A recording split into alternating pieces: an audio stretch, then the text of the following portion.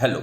यह video Nalanda university पर है। नालंदा यूनिवर्सिटी न्यूज में रही है क्योंकि अभी हाल ही में 19 जून को प्राइम मिनिस्टर मोदी जी ने एक न्यू कैंपस जो है स्पेशली डिजाइन न्यू कैंपस में जो है का इनॉग्रेशन किया, उद्घाटन किया और इसलिए इससे संबंधित कुछ न्यूज आई कि इसमें द हिंदू में 23 जून को, और ये वीडियो मैंने द हिंदू से और कुछ दूसरे ऐतिहासिक स्रोतों से जो है तैयार किया है नालंदा यूनिवर्सिटी के विषय में। नालंदा यूनिवर्सिटी के विषय में कहा जाता है कि ये कुमार गुप्त जो 5वीं शताब्दी में शासन कर रहे थे, गुप्त वंश के शासक हैं, जो चंद्रगुप्त विक्रमादित्य के बाद गद्दी पर बैठे जो हैं गुप्त वंश के शासक चंद्रगुप्त विक्रमादित्य के महान शासकों में माने जाते हैं।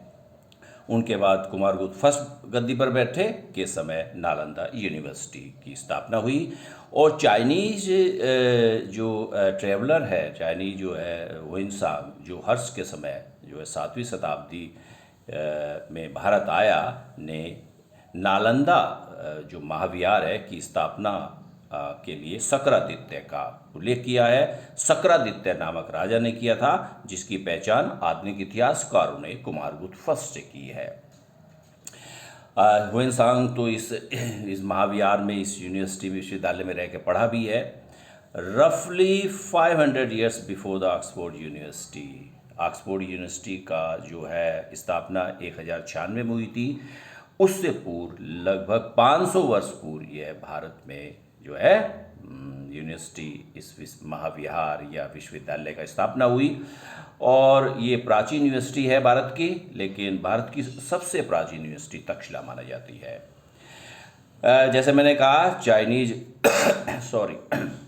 चाइनीज जो है यात्री हुएनशान ने जो है इसका डिटेल अकाउंट दिया है, हालांकि सिंह वगैरह ने भी दिया है।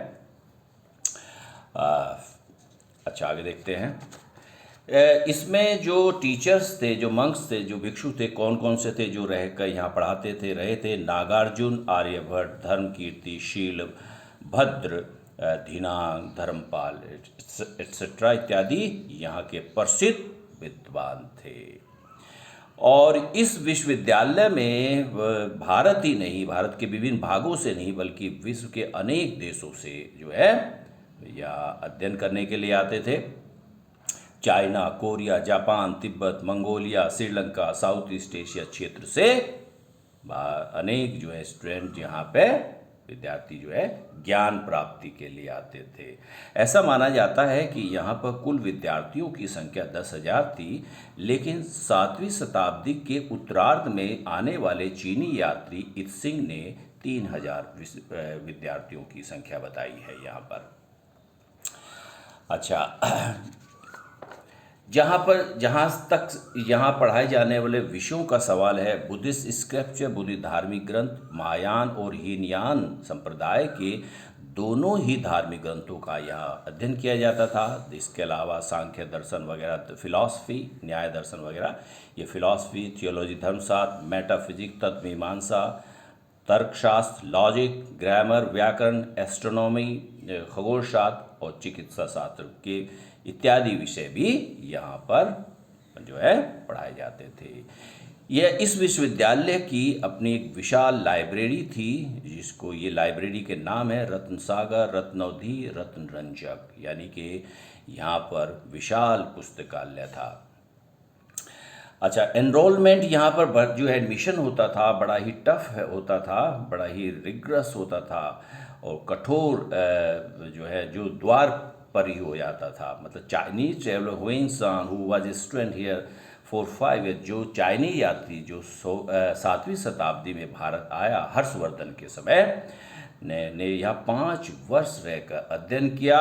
उसने कहा है there was a rigorous oral entrance, जो है entrance test for student who wish to enrol and only about 20% qualified.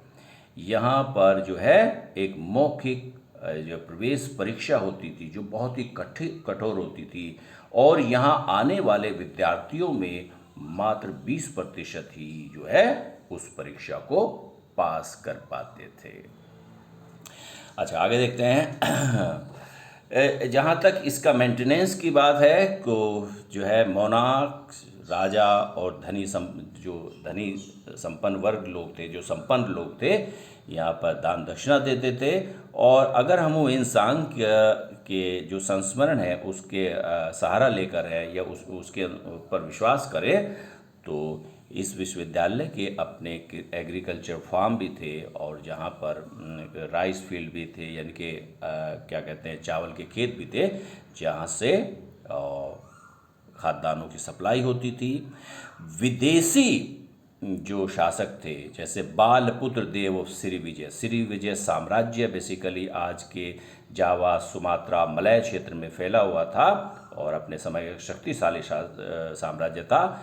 वहाँ शैलेंद्र वंश के शासक थे बालपुत्र देव। एम्पायर का नाम है श्री विजय, और जो डिनेस्टी है शैलेंद्र वंश के शासक बालपुत्र ने यहाँ पर मोनास्ट्री मठ स्थापित करने के लिए पाल शासक देवपाल से रिक्वेस्ट की थी जो है, और उनकी रिक्वेस्ट को स्वीकार किया गया था। और मोनास्ट्री की रख रखाव के लिए, मेंटेनेंस के लिए, अपकीपिंग के लिए 5 गांव भी देवपाल ने सैंक्शन किए थे।